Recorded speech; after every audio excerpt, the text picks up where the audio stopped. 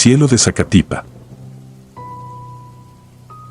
Me llamo Norberto y nací en un caserío polvoriento del norte de Veracruz. Hoy tengo 31 años y sobrevivo haciendo trabajos de velador allí donde nadie más quiere pasar la noche. Nunca me importó dormir en galpones ruinosos o cuidar solares enmontados mientras cobrara lo suficiente para enviar dinero a mi madre. Fue así como, a mediados de 2019, un ingeniero de caminos al que conocí en una obra me habló de una semana de guardia en Zacatipa, un ranchito perdido entre los cañones de Chihuahua. El dueño, un viejo llamado Don Aurelio, necesitaba a alguien que custodiara su gran extensión de tierra mientras él viajaba a la capital a resolver un pleito de herencias. El pago era tentador, el viaje largo y la incertidumbre todavía más larga, pero acepté sin pensarlo. 7 noches podían significar 2 meses de renta adelantada. Llegué al rancho un lunes al atardecer después de 10 horas de terracería y transbordos. El caserío era diminuto, apenas 40 casas encaladas y una capilla hecha de adobe rosado que parecía derretirse con el sol. Detrás de la última calle se abrían los potreros de Don Aurelio, un centenar de hectáreas delimitadas por alambre de púas, corrales vacíos y un establo de madera reseca que crujía con el viento. El patrón me recibió con apuro, me enseñó una habitación sencilla en el ala trasera de la casona, dejó llaves y números de teléfono sobre la mesa y, al despedirse, deslizó una advertencia que me encogió el estómago. Nadie, ni los vecinos, ni los animales sueltos, andaba fuera de puertas después de las 6:30 de la tarde. No le di mucha importancia hasta que crucé el pueblo para comprar víveres. En la tienda, una anciana que despachaba velas y refrescos me vio fijamente, como si adivinara mi ingenuidad. Con voz apagada mencionó que Zacatipa cargaba una vieja promesa que aún se cumplía al caer el sol, una vigilia del cielo que obligaba a todos a encerrarse antes de que la sierra proyectara su sombra sobre los tejados. Pensé que eran supersticiones, historias para niños. Aún así, caminé de regreso con prisa cuando el reloj del celular marcó las 6. La primera noche fue tranquila hasta las 11. Estaba echado sobre un catre, escuchando grillos, cuando un golpe hueco repiqueteó en el techo de lámina. Imaginé que sería un tejón, tal vez un sopilote desorientado, y salí con mi linterna. El aire olía a hierba seca y a tierra fresca, la luna, casi redonda, flotaba entre jirones de nubes. Al enfocar la lámpara hacia el alero no vi a ningún animal, pero percibí algo peor, un murmullo arrastrado, como un rezo que venía desde la vereda que bordea el potrero. Apagué la luz para escuchar mejor, el murmullo creció, se convirtió en coro. Entonces aparecieron, 8 o 9 figuras avanzaban despacio por el camino de terracería, cubiertas con mantas negras. Sus pasos eran tan sincronizados que la tierra vibraba con cada pisada. Me oculté detrás de un granero y los observé pasar, ninguno llevaba lámpara, ninguno volteó. Dejaron tras de sí un escalofrío que se me incrustó en la espalda. Esperé a que el coro se extinguiera en la lejanía y regresé al cuarto intentando convencerme de que todo tenía una lógica campesina que yo todavía desconocía. Al amanecer, los vaqueros de Don Aurelio llegaron para dar de comer a las reses. Les conté, con cautela, haber visto una procesión nocturna. Se miraron entre sí, clavaron la vista en el suelo y siguieron trabajando sin soltar palabra. La indiferencia de esos hombres curtidos me heló más que la misma visión. Cuando terminé mi ronda, pasé por la capilla del pueblo. Encontré al joven sacristán barriendo la entrada. Me acerqué y, con voz neutra, pregunté por las mantas negras. El muchacho levantó los hombros, murmuró que los de la ranchería guardaban sus cosas a su modo y que fuera prudente. No obtuve más. La segunda noche cayó como un telón pesado. Me encerré antes de las 6, repasé mentalmente las cercas y los candados y dejé apagadas todas las lámparas del explanado. A las 7:15, el golpe en el techo volvió, más seco, más insistente, acompañado de un chillido largo que parecía provenir de la chimenea. Esta vez me quedé inmóvil, escuché el traqueteo de una ventana que se abría y sentí un soplido helado recorrer el corredor. Sin darme cuenta estaba rezando con los dientes castañeteando. Afuera comenzaron, de nuevo, aquellos rezos lejanos. El canto subía y bajaba como una marejada que se golpea contra peñascos invisibles. Cedí al pánico y marqué al celular que Don Aurelio me había dado. Llamé 4 veces. Nadie respondió. La tercera mañana, antes de que clareara, los vaqueros hallaron un toro degollado en mitad del potrero. La piel, desde el cuello hasta la quijada, colgaba hacia un costado, limpia, sin rastro de cuchillo. No había huellas humanas ni marcas de llantas. Era como si la bestia hubiese ofrecido su garganta en silencio. El capataz me pidió reforzar el candado del corral, pero su mirada temblaba. Nadie comentó lo obvio, nadie quiso decir culto, sacrificio o rito, pero el miedo impregnaba cada frase entrecortada. El cuarto día comencé a notar la sequedad del aire y el silencio repetido. Ningún perro ladraba después de la hora maldita, ninguna radio quedaba encendida en las casas. Al anochecer, el cielo tomó un tono carmesí que hizo parecer que los cerros ardían. Cerré las ventanas y me senté en la oscuridad del cuarto. El murmullo llegó puntual, mas esta vez incluía otro sonido, un quejido metálico, como si alguien arrastrara cadenas. Sentí pasos en la galería exterior. Entraron en el ala principal de la casa, donde nunca debió existir un acceso sin llave. No quise moverme. El pasillo crujió, las bisagras gimieron. Al otro lado de la puerta, una respiración ronca exhalaba un olor a tierra mezclada con óxido. Acerqué la oreja, ningún latido humano va tan despacio. Cuando el silencio volvió, me atreví a abrir. El corredor estaba vacío, el suelo cubierto de polvo fino y húmedo como ceniza reciente. A la quinta madrugada ya no podía dormir. Tomé café amargo y recorrí el establo. Sobre la paca de alfalfa vi símbolos dibujados con sangre coagulada, círculos concéntricos y una especie de estrella imperfecta. Conté los animales, ninguno faltaba. Mantuve la mente fría para no convertir la sospecha en locura, pero cuando el sol asomó entre los cañones, descubrí que mi sombra era alargada de forma antinatural, como si una silueta, la de un hombre altísimo, se proyectara detrás de mí sin que nadie estuviera allí. Pegué un salto, ruborizado, y la sombra recuperó su tamaño normal. El terror comenzó a acompañarme como un reflejo irremediable. Ese mediodía, el sacristán se presentó en la finca con una cajita de madera.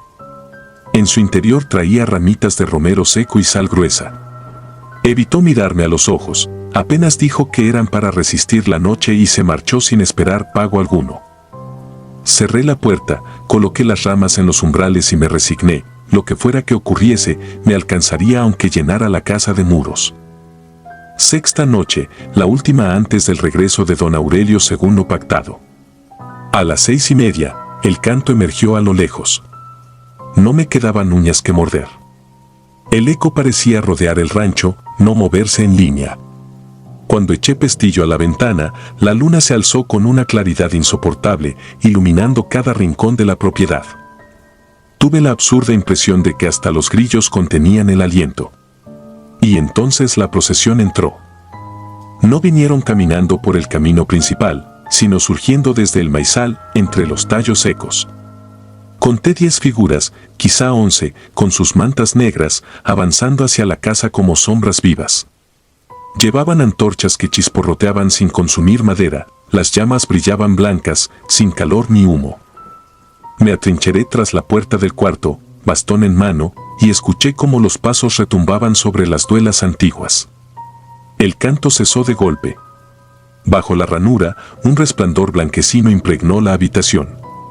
Respiré hondo, olía a óxido fresco, y sentí crujir la madera. Algo arañó la puerta, no con dedos, sino con puntas filosas que rasgaban la pintura. El tiempo se detuvo.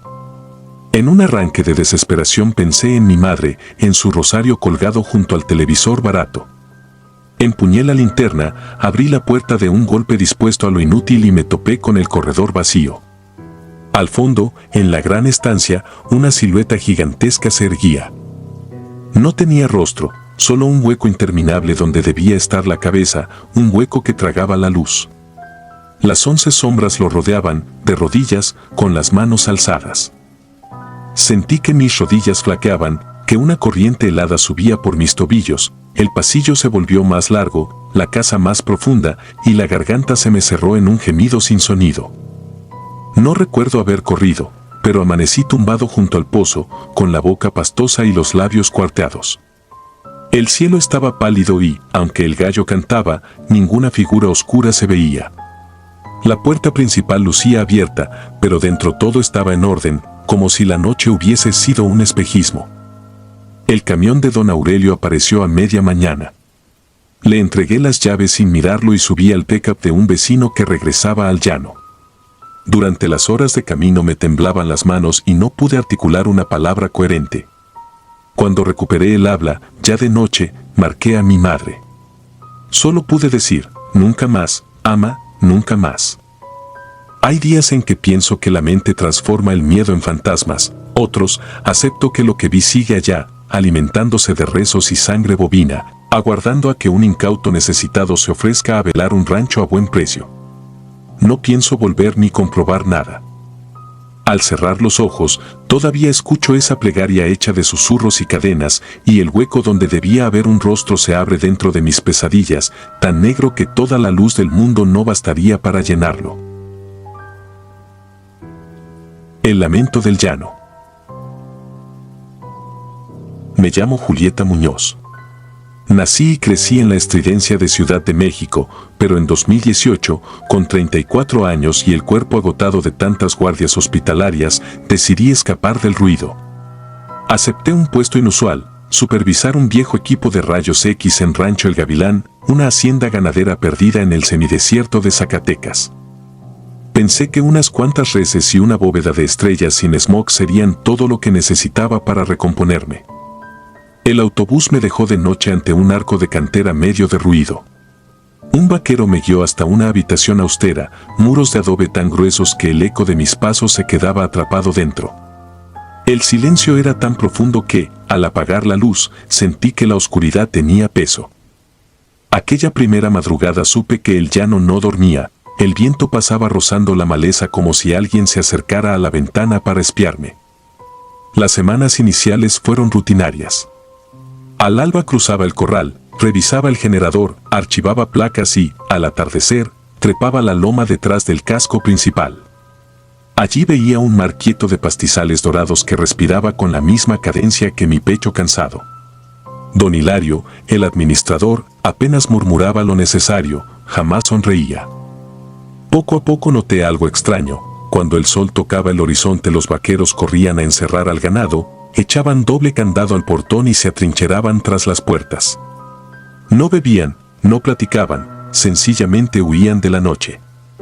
Una madrugada, mientras clasificaba radiografías atrasadas, escuché un silbido largo y grave que pareció emerger del suelo.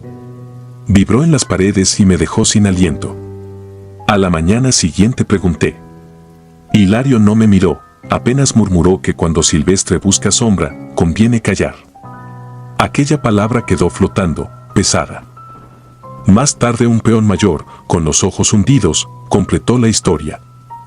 50 años atrás, el capataz Silvestre López reinaba en El Gavilán.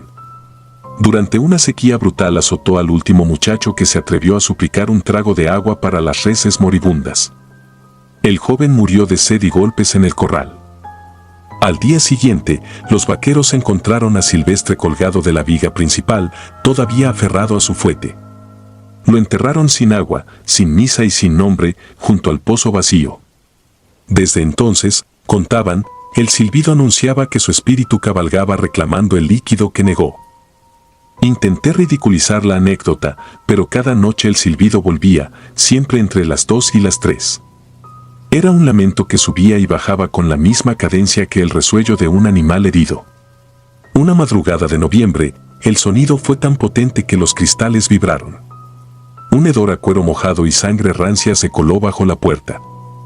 Me acerqué a la ventana, la luna nueva apenas dibujaba contornos. Entonces lo vi. En medio del corral se alzaba un jinete inmóvil, montado sobre un caballo casi esquelético.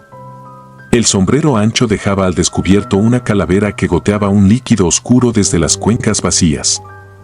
El fuete descansaba en su mano ósea. El aire se volvió espeso, la naturaleza misma pareció contener el aliento. Me arrastré lejos de la ventana y pasé la noche hecha un ovillo, con la lámpara encendida y el corazón al galope. Al amanecer el corral no mostraba huellas de caballo, pero el polvo estaba removido en círculos irregulares y, justo donde había visto al jinete, hallé un charco de agua turbia, imposible en tierra tan reseca. Decidí llevar un diario de los sucesos, horas, intensidad, olores. Descubrí que los silbidos crecían con la luna llena y casi desaparecían al menguar. Quise pensar en explicación científica, pero los hechos no encajaban en ninguna fórmula. El 15 de diciembre marcó el quiebre. El día fue sofocante, las vacas mugieron sin descanso y un becerro nació con los ojos lechosos. Al anochecer, Hilario ordenó encender fogatas alrededor del casco. Las llamas proyectaban sombras febriles sobre los muros agrietados. A las 11 un viento espeso apagó los fuegos de un golpe y el silbido volvió, tan agudo que me arrancó un sollozo. Contra todo instinto, salí. La noche estaba cargada de un polvo fino que crujía entre los dientes. Crucé el patio con la linterna vibrando en mi mano. El jinete esperaba junto al viejo pozo. Al acercarme un paso, movió el cuello con un crujido metálico. De la mandíbula descolgada surgió un quejido que no se parecía a voz humana. Extendí la mano, quizá dominada por una compasión absurda.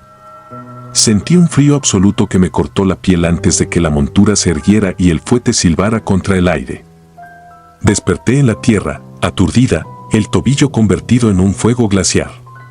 Gateé hacia la enfermería, detrás de mí, cada crujido de grava anunciaba que Silvestre seguía mis pasos. Al llegar al umbral me di vuelta, el espectro se detuvo donde empezaba la sombra del edificio, incapaz de cruzarla.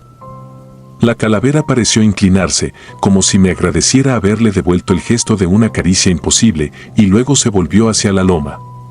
El silbido se apagó con la misma rapidez con que se había alzado. Amanecí vendada y febril. Don Hilario sostenía un sobre abultado.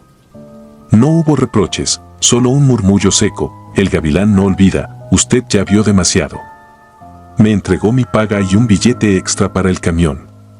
Antes del alba empaqué lo poco que tenía y recorrí la terracería con las muletas crujiendo bajo mis axilas. En la última curva, al mirar atrás, la loma parecía exhalar un suspiro de polvo dorado. He vuelto a la ciudad, pero algunas noches, cuando la luna se hincha y el aire se vuelve pesado, un silbido se filtra entre los anuncios de la televisión. Cierro ventanas, subo el volumen, cuento los segundos. El sonido viaja kilómetros de llano reseco para recordarme que un capataz sediento sigue reclamando el agua que negó, que la tierra conserva su memoria y exige testigos. Entonces abrazo mis rodillas y espero el alba, porque he comprendido que la distancia es una ilusión, el llanto del polvo siempre encuentra el camino de regreso hasta mí. Tinieblas en la estancia.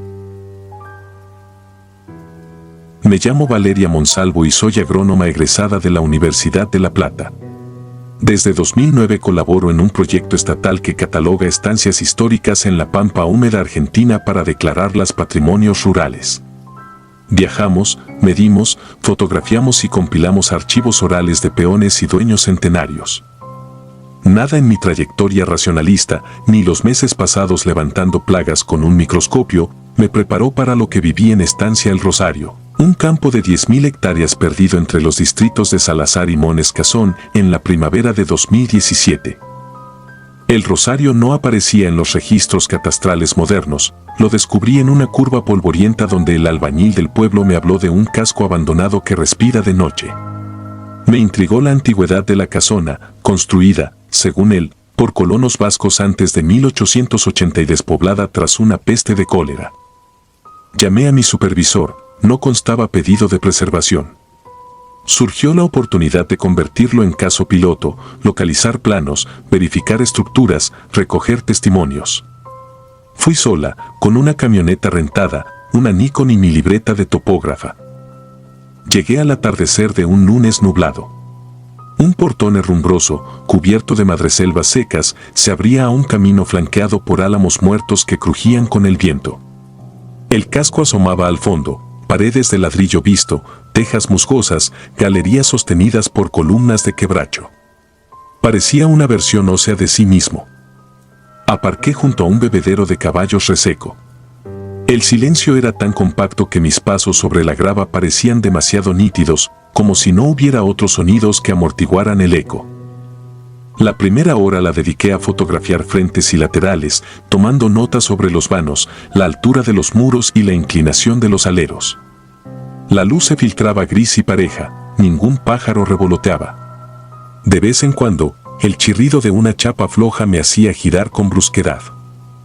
El lugar estaba vacío, pero la atmósfera se sentía cargada, como si algo latiera bajo las baldosas fracturadas. Antes de que oscureciera, instalé mi catre y la notebook en la antigua cocina, el único ambiente donde todavía quedaban puertas que se cerraran. Mi plan era dormir allí 2 noches mientras recababa datos. Encendí mi lámpara LED y repasé archivos escaneados de bautismos y defunciones del partido de Pehuajó entre 1881 y 1885, más de 60 muertes registradas en el Rosario, la mayoría jornaleros. Noté una coincidencia macabra, casi todos fallecieron el mismo 25 de octubre de 1883. El acta colectiva mencionaba causa indeterminada, cuerpos violáceos, ojos abiertos. El reloj marcaba las 23:37 cuando algo golpeó, suave pero firme, en la ventana clausurada de la cocina. Sobresaltada, levanté la lámpara, el vidrio estaba tapiado desde fuera con tablones. Era imposible que alguien tocara allí. Me acerqué, otro golpe, ahora más prolongado, vibró en el marco. Sentí un hilo de aire frío deslizarse por la nuca, aunque la habitación permanecía cerrada. Dejé la libreta y decidí salir con la linterna a inspeccionar. El corredor olía a estiércol rancio y humedad. La linterna barría azulejos rotos y migas de revoque. En la galería escuché el blandir de las tejas, pero ningún viento soplaba.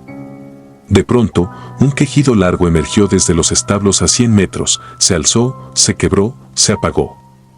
No puedo describirlo como humano ni animal, sino como el silbido de algo herido que resonaba dentro de una garganta que no debía existir. Tragué saliva. Seguí el sonido. Los establos eran naves rectangulares de ladrillo, con puertas corredizas caídas y pisos de tierra apelmazada. Apunté la luz al interior, pilas de estiércol fosilizado formaban montículos. Al fondo, entrevía un carro de madera astillado. Mientras registraba la escena con la Nikon, un rechinar lento de bisagra se produjo a mi espalda. Giré, la puerta principal de la nave, que estaba apoyada contra la pared, acababa de erguirse por sí sola y se trabó en el dintel. El cierre fue tan violento que el polvo subió en una nube áspera. Quedé atrapada sin salida. Apreté la linterna contra el pecho mientras mis pulsaciones retumbaban en los oídos. Pasaron segundos que se antojan horas. Luego, algo golpeó desde dentro del piso, como si palmas abrieran un ataúd subterráneo. 3 golpes sordos, espaciados. Sentí el piso elevarse ligeramente bajo mis botas. Retrocedí, tropecé con un balde corroído y caí. Desde el suelo distinguí marcas circulares recientes en la tierra, exactamente donde los golpes habían sonado, como si algo redondo hubiera girado desde abajo. Me levanté de un salto y empujé la puerta con todo el cuerpo. Cedió de inmediato, salí a la noche helada jadeando. El campo estaba sumido en una oscuridad sin luna, solo la cinta lechosa de la Vía Láctea iluminaba el cielo. Al frente, en la galería, se prendió una luz tenue, amarillenta, proveniente de una habitación que yo no había iluminado. Creí que alguien había entrado. Respiré hondo, sujeté el mango de la linterna como un arma improvisada y regresé. La puerta de la habitación brillaba entreabierta. Empujé con cuidado. Dentro, una lámpara de querosene ardía sobre una cómoda, aunque yo no llevaba querosene ni había visto esa lámpara antes. El aire olía a carne rancia. Sobre la cómoda descansaba un libro de contabilidad abierto. Las cifras anotadas eran altísimas: kilos de res, horas de faena, nombres de peones tachados.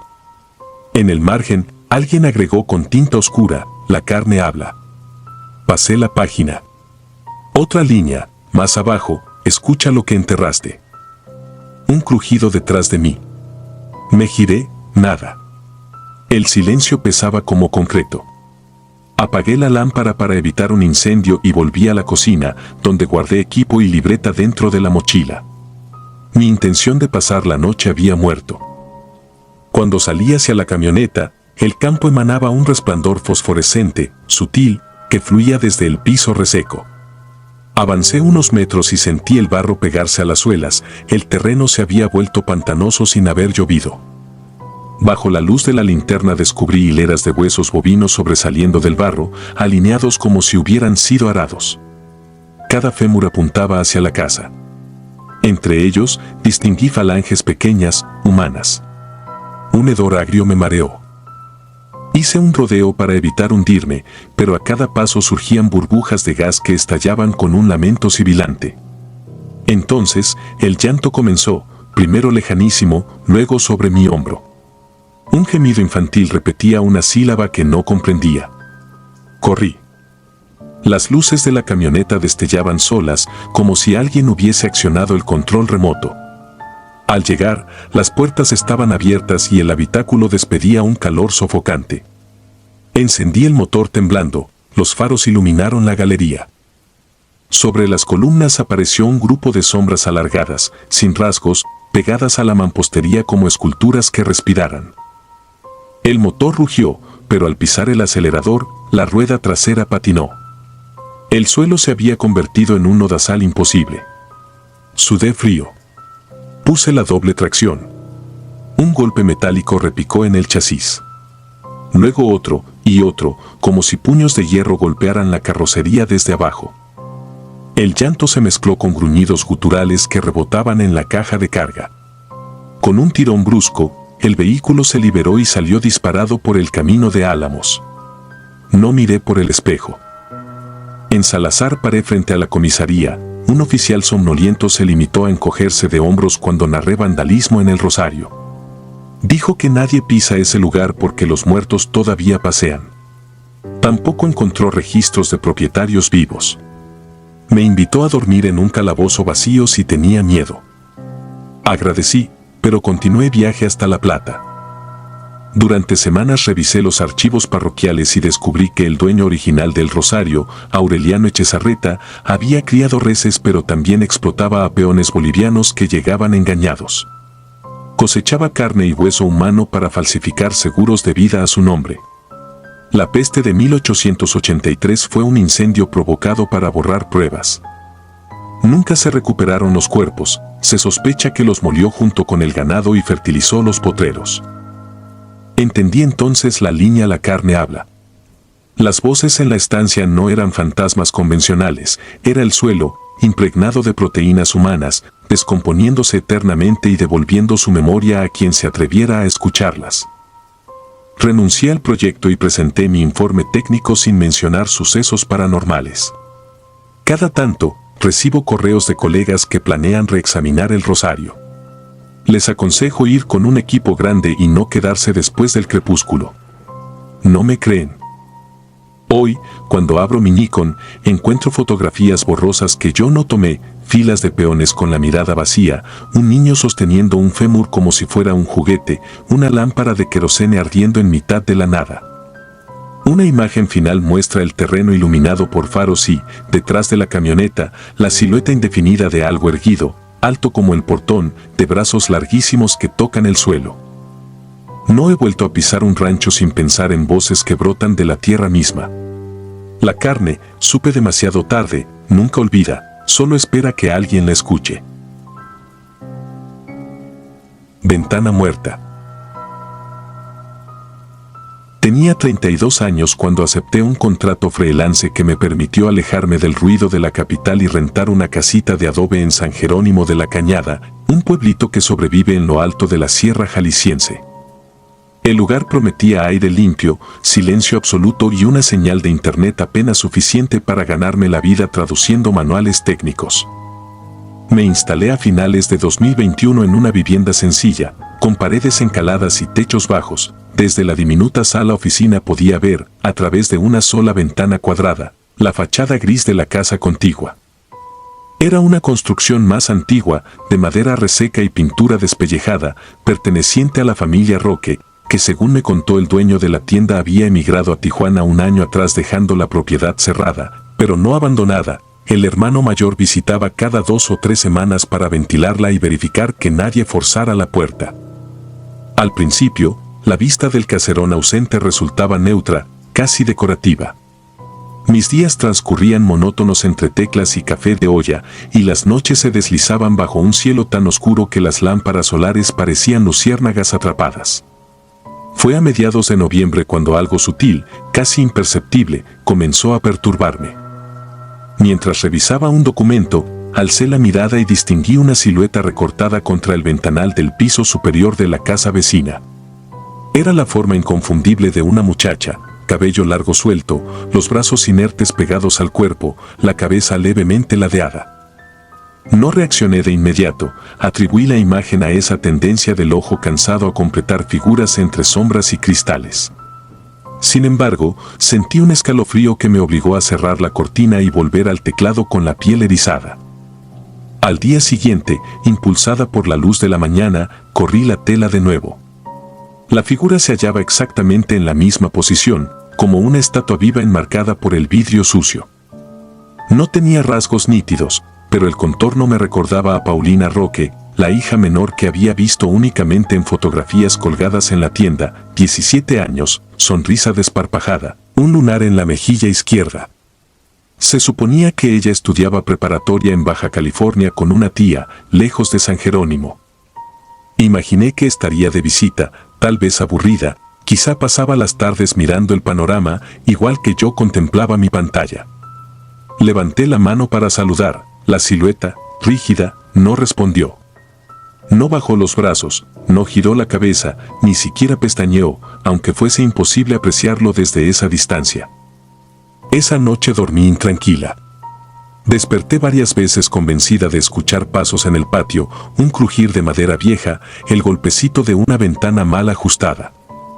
Al amanecer descubrí huellas diminutas desdibujadas en el polvo junto a mi lavadero exterior, como si alguien hubiese caminado descalzo alrededor de mi casa y, al sentirse observado, se hubiese escurrido entre las nopaleras. Nada estaba roto ni faltaba, así que traté de racionalizarlo, un chivo, tal vez un perro flaco. De cualquier modo, instalé un candado más robusto en la puerta trasera y me prometí no abrir la cortina durante las horas de trabajo. Mantuve esa disciplina 3 jornadas. La cuarta, necesitaba luz natural para fotografiar unos diagramas. Cuando descorrí la tela, la muchacha ya no estaba en la ventana. Sentí un alivio absurdo y trabajé sin sobresaltos. Al rayar la tarde, antes de concluir, levanté la vista por costumbre y allí volvió a aparecer la silueta, un par de centímetros más cerca del vidrio que la primera vez. El detalle me crispó, sus manos ahora tocaban el marco, los dedos extendidos contra el cristal opaco, como si buscara apoyo para inclinarse hacia mí. No existía reflejo ni contraluz capaz de explicar aquel matiz. El terror prendió en mi estómago como brasa viva. Con un impulso frenético eché la cortina y corrí hasta la cocina, donde permanecí inmóvil, escuchando mi respiración multiplicarse entre azulejos. Esa misma noche, mientras cenaba pan tostado con frijoles, llamé por teléfono al único contacto local que me ofrecía cierta confianza, don Celso, encargado de una antena repetidora en la loma. Le pregunté, procurando sonar casual, si había visto a la familia Roque por el pueblo. Su respuesta fue un gruñido incrédulo, nadie de esa familia regresaba desde Semana Santa, y la última noticia que tuvieron de Paulina era que estaba enferma de gravedad en un hospital de Mexicali tras un accidente vial. La voz de don Celso se quebró al añadir que los médicos no habían logrado salvarla. La fecha de su muerte coincidía, casi con exactitud, con la semana en que alquilé mi casa. Colgué temblando. En mi cabeza se amontonaban razones para empacar de inmediato y largarme, pero la lógica financiera y la necedad profesional me anclaron. No era tan fácil romper el contrato de arrendamiento ni renunciar al silencio que tanto facilitaba mi trabajo. Me acosté temprano con el corazón retumbando en los oídos. A medianoche me despertó un golpe sordo seguido de un chirrido de bisagras. El sonido provenía de la casa vacía, tan cercano que parecía compartirse con mis propias paredes. Me tapé los oídos, respiré hondo y recité, mentalmente, las frases en inglés técnico que usaba para los catálogos, era mi truco para distraer el miedo. No obstante, las bisagras continuaron, abriéndose y cerrándose hasta que el silencio se volvió ofensivo. El alba llegó con un cielo rosa pálido. Encendí la cafetera y, contra toda prudencia, abrí la cortina un par de centímetros. La ventana vecina estaba vacía. En cambio, sobre el alféizar, distinguí algo insólito: un pequeño bloque de cartón sostenía una fotografía enmarcada con cinta. Entrecerré los ojos. Era la imagen de una niña de trenzas, quizá 8 años, sonriendo frente a una verbena. La había visto antes, la misma foto adornaba la pared del Ultramarinos, un recuerdo de la infancia de Paulina. Pero allí, detrás del vidrio, la niña miraba hacia abajo con expresión ausente, como si ya no recordara haber sonreído jamás. Quise denunciarlo a la policía municipal, pero imaginé las carcajadas, una forastera, obsesionada con una ventana ajena, reclamando ver fantasmas. Decidí entonces documentar todo. Monté mi cámara réflex sobre un trípode dirigido a la casa vacía, configuré disparos automáticos cada 5 minutos y me recluí en la cocina, lejos de la vista directa. Cada tanto, revisaba las imágenes. Uno tras otro, los cuadros mostraban la misma fachada desierta. Hasta que, cerca de las 3 de la tarde, la pantalla parpadeó con un fotograma diferente. La muchacha estaba de nuevo allí, los ojos negros como pozos, una sonrisa tenue y antinatural estirándole las mejillas. En la siguiente toma, exactamente 5 minutos después, había desaparecido. No pude evitar un gemido ahogado. Sentí el impulso casi físico de destruir la cámara, borrar las evidencias y convencerme de que todo era un error técnico. Pero al ampliar la foto noté algo peor: mi propio reflejo aparecía en el cristal, detrás de la figura, como si me hallara en su habitación en vez de la mía. El vértigo me obligó a aferrarme al fregadero. Era imposible, estaba segura de no haber salido de la casa en todo el día. Aún así, la imagen no mentía, ahí estaba yo, borrosa, espectral, parada a su costado. Al anochecer escuché un crujido proveniente del pasillo. No era la casa vecina, sino la mía. Seguí el sonido descalza, con una linterna pequeña temblando entre mis dedos. La puerta de mi oficina oscilaba, abierta cuando la recordaba cerrada. Dentro, el aire olía a polvo viejo y madera húmeda. La ventana seguía cubierta por la cortina, pero el rodillo metálico se agitaba, golpeando la pared con un tic-tac que marcaba el pulso de mi pánico. Me acerqué con cautela. Sentía el corazón latirme en la garganta. Antes de atreverse a tocar la tela, la linterna reveló algo: 5 huellas de palma, iguales a las que imaginé en el alféizar vecino, impresas del otro lado de la cortina, como si alguien hubiese apoyado las manos allí, al rasgo inverso de la figura que yo veía desde fuera. Reuní valor y tiré del cordón. La cortina subió con un chasquido. Al otro lado del vidrio no había nada, solo la noche y la fachada gris al acecho. Sin embargo, sobre la superficie interior se marcaban aún las huellas, frescas, húmedas, como si emanaran un rocío tibio que empañaba el cristal. Retrocedí hasta tropezar con la silla. El golpe alertó a los perros del barrio, que comenzaron a ladrar en cascada. La casa entera pareció latir. Una ráfaga de viento se coló por la rendija del tejado y apagó mi linterna. A oscuras, escuché la bisagra de la ventana rendirse, el marco se abrió desde fuera, chirriando igual que la noche anterior, aunque yo sabía que aquel modelo podía abrirse solo desde adentro. No grité. El terror era tan intenso que me dejó muda. Tuve la certeza de que algo cruzaba el umbral y se deslizó detrás de mí. Un aroma a tierra mojada invadió la habitación. Sentí la presión de una mirada en la nuca, un aliento gélido rozándome la oreja. Busqué la puerta a tientas y corrí hacia el vestíbulo, pero al pasar frente al espejo del pasillo, mi reflejo no me siguió. El cristal mostraba el cuarto en penumbra, vacío. Ni una sombra de mi cuerpo agotado. Solo la ventana abierta, las cortinas agitándose y, detrás, el comedor donde la niña de la foto sonreía ahora sobre mi mesa, pegada con cinta al respaldo de la silla principal. No recuerdo con claridad cómo abandoné la casa. Alguien me encontró al alba, sentada junto al pozo comunal, con la mirada fija en el rabillo del monte. Los vecinos supusieron que había sido víctima del aire de muertos, un fenómeno que según las ancianas roba el alma a quienes duermen con la ventana abierta la última noche de noviembre, cuando los difuntos regresan por lo que dejaron pendiente. Acepté la explicación porque resultaba más fácil que describir la certeza de haber sido sustituida en mi reflejo por algo que jamás fue humano. 2 días después, un primo vino por mis cosas y devolví las llaves. Nadie se extrañó, en San Jerónimo están acostumbrados a forasteros que huyen sin despedirse. Sé que la casita continúa en renta, a veces aparecen fotos en los anuncios, todas tomadas desde el interior, con la mirada dirigida hacia la vivienda de los Roque.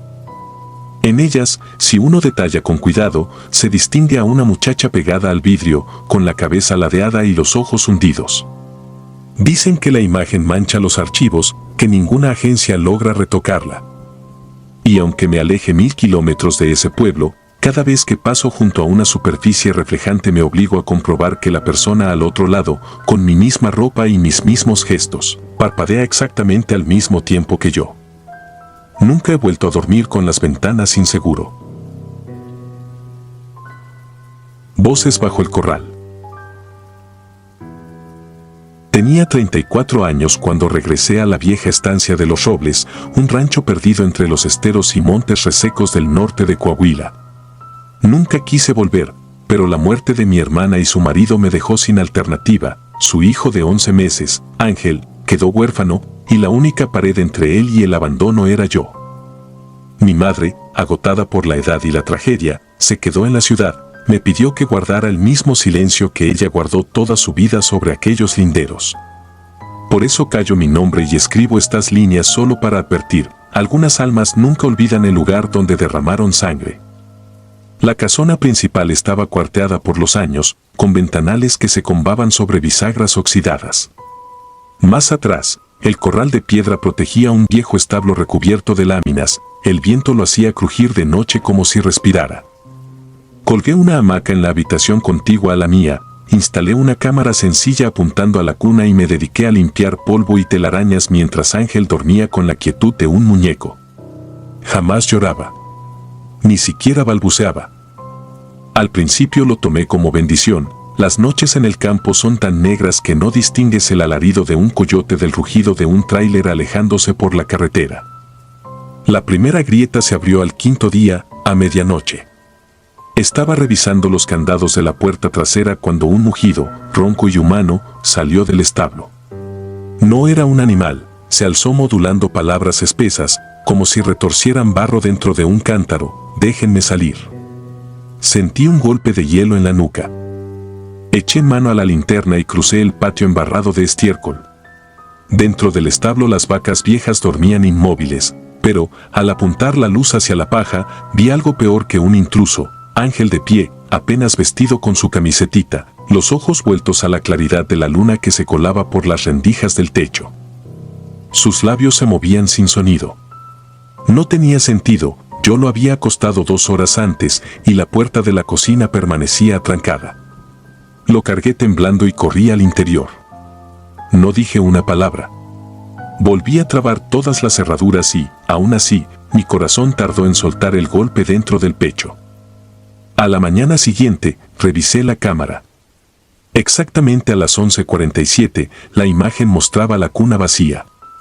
1 minuto después, a media escala de luz, se formó una silueta negra sobre la pared, la sombra de un hombre con sombrero, alto, los brazos pegados al cuerpo como si cargara un bulto. Luego la pantalla se pixeló y volvió a encenderse mostrando la hamaca vacía, balanceándose sola. Respiré hondo, contuve la náusea y apagué el aparato.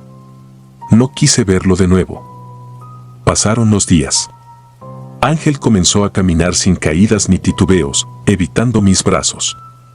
Su mirada no era la de un niño, era la mirada seca del ganado cuando presiente el cuchillo. Cada tarde se dirigía al corral, se acomodaba frente a la misma tabla astillada y permanecía ahí, mirando un punto entre la paja y la penumbra.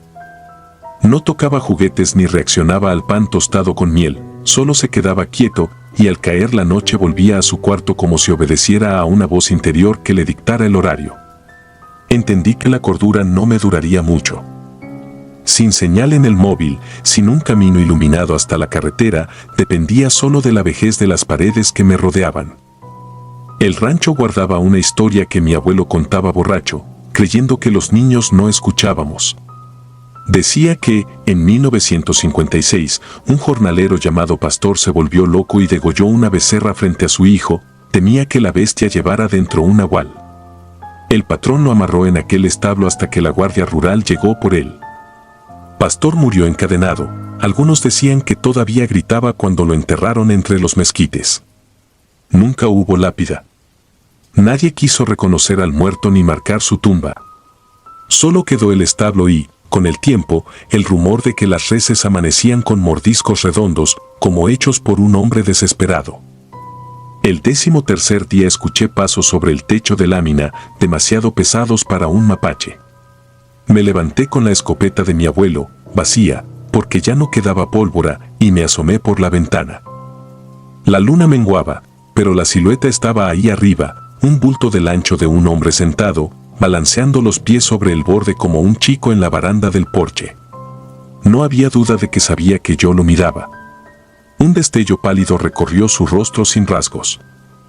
Quise gritar, pero Ángel comenzó a reír, su carcajada retumbó en la sala como un objeto metálico cayendo por las escaleras. Nunca había reído hasta ese momento. Los animales olieron el miedo. Al amanecer encontré a la yegua más vieja con los ojos reventados, una espuma rojiza pegada al hocico. Las gallinas cacareaban sin parar mirando la misma esquina del gallinero. Ángel seguía impecable, sin una mancha en el pijama.